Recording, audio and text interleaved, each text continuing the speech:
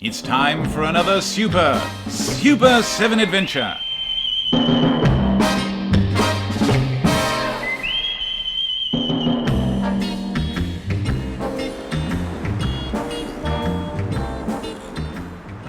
I'm telling you, Ted, we don't cut the scene with the midgets and the donkey, it'll only play in the Philippines. We gotta screw artistic integrity. It's all about the money. Jesus. Hey, Ted, I gotta go. My 12 o'clock's here. Hey, how you doing? It's great to see you. Jeez, you guys must be ninjas. I didn't even see you come in. How you doing? It's great to see you. Thanks for coming. You thirsty? You want some Fresca, mimosa, some Mai Tais, Ovaltine? No, that's fine. I'm super. I know who you are, baby. You're the world's greatest mass super spy. I mean, I gotta tell you, I am so excited about this project, I could practically plots. It's gonna practically write itself, and we are gonna make a fortune, baby. A fortune. Hey, that's nice fabric. I used to be in the garment business. That run. No, it's my And own design. you must be Sandra West. I must be. Jeez, you were even sexier than I thought you'd be. Except for those. Let me give you a piece of advice, sweetheart. Same advice I gave Ursula Andress back in '62. Bigger boobs equals bigger box office. Trust me on this one. Think 2 words. D-cups. D-cups. You got it?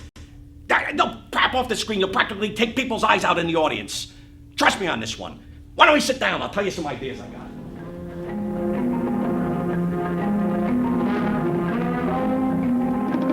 Come on, sit down. I got some great stuff I want to tell you. Great stuff I tell you. God damn it. I forgot have a seat. So I got some great ideas I want to bounce off you two for our new series, The Adventures of Superseven and his sidekick, Sandra West. Sidekick? We start production right after I finish my latest picture, Assault on Werewolf Beach.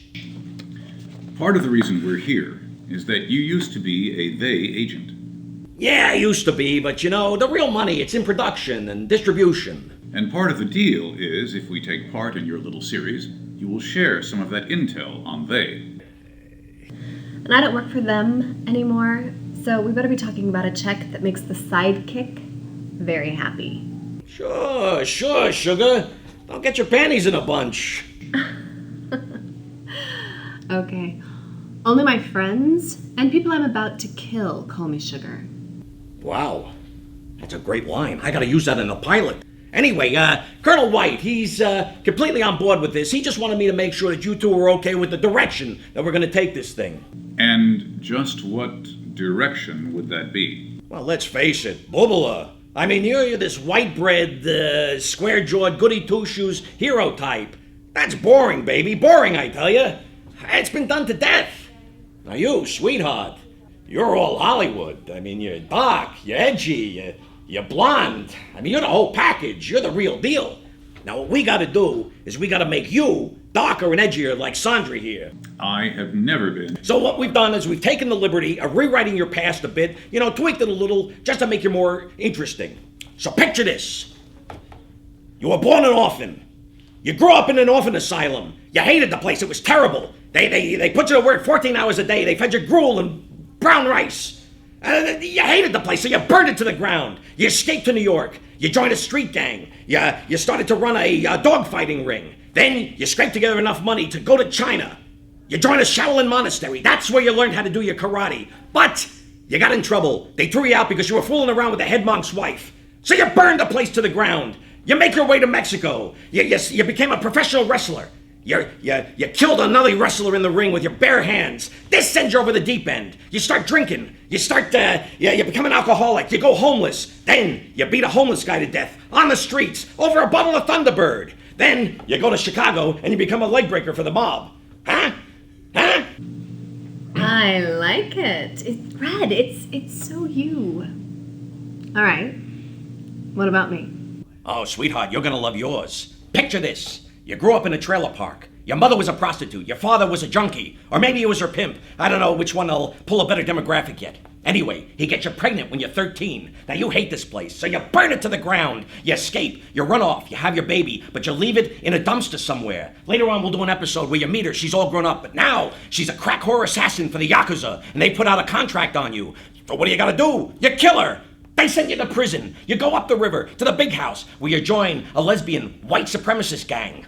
Now you hate this place too, so what do? You burn it to the ground. You escape, but you murder one of the guards with your bare hands. Now you gotta escape again. You stow on board a tanker to the Middle East. There you join Blackwater and become a mercenary. You make your way across Europe as a prostitute and a hit woman. You know, that whole apple don't fall too far from the tree sort of thing.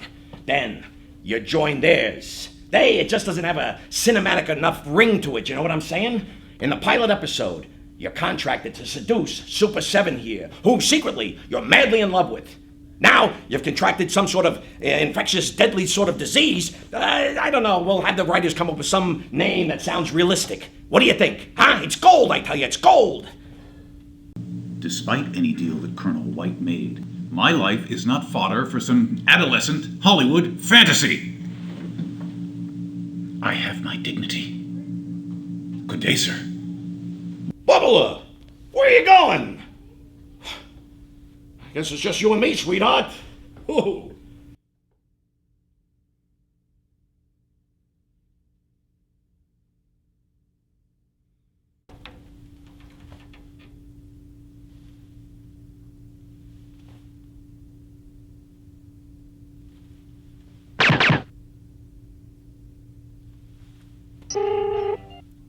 Dead spy removal service? Do you have a discount for producers?